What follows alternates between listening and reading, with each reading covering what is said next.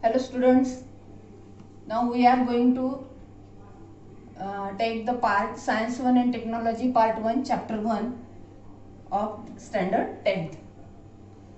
Welcome in the video 2.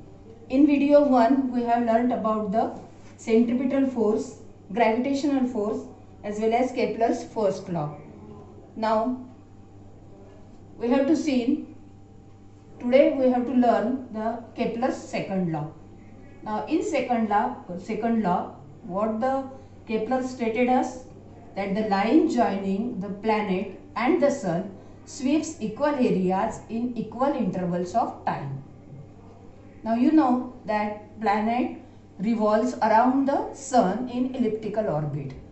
Now considering one of the focus as the sun, means the position of a sun is at one focus of the ellipse, and this elliptical orbit is the path of the planet, then what the Kepler told us, that this AB, suppose the planet covers a distance AB, this path, in suppose time t.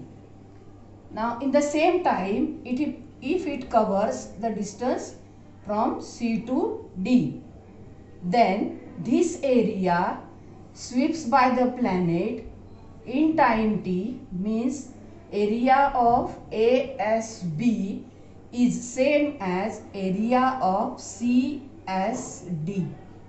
Area of this portion is same as area of this portion. Why it is so? Because both the path is covered in the same time, means line joining the planet and the sun sweeps equal areas in equal intervals of time, means this SA line sweeps the area in time t up to, means SB is the final position, then this area is same as this area CSD. Now in your textbook on page number 4 there is one question, that if area of ESF is also same as the area of ASB, area of ESF, if it is equal to area of ASB, then what can you say about EF? What can you say about EF? Now see, according to Kepler's law, the line joining planet is in equal interval area sweeps the equal areas. Now, as the area of ASB is same as area of ESF, now then we can easily say that EF is the path which is again covered by that planet in the same time t. Okay, therefore here we can write, yes, we can say, what we can say, EF is the path covered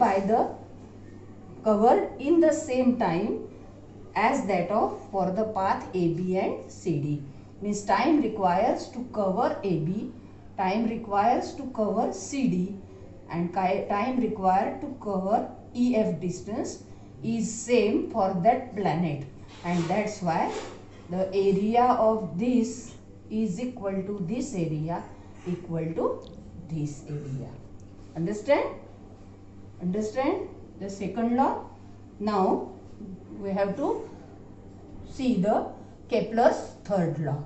Now in this third law, what the Kepler told us, that the square of period of revolution around the sun is directly proportional to the cube of mean distance of a planet from the sun.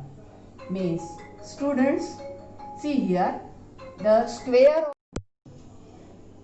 of period of revolution around the sun is directly proportional to the cube of mean distance of the planet from the sun. Now if we consider R is the mean distance, R be the mean distance between the planet and the sun,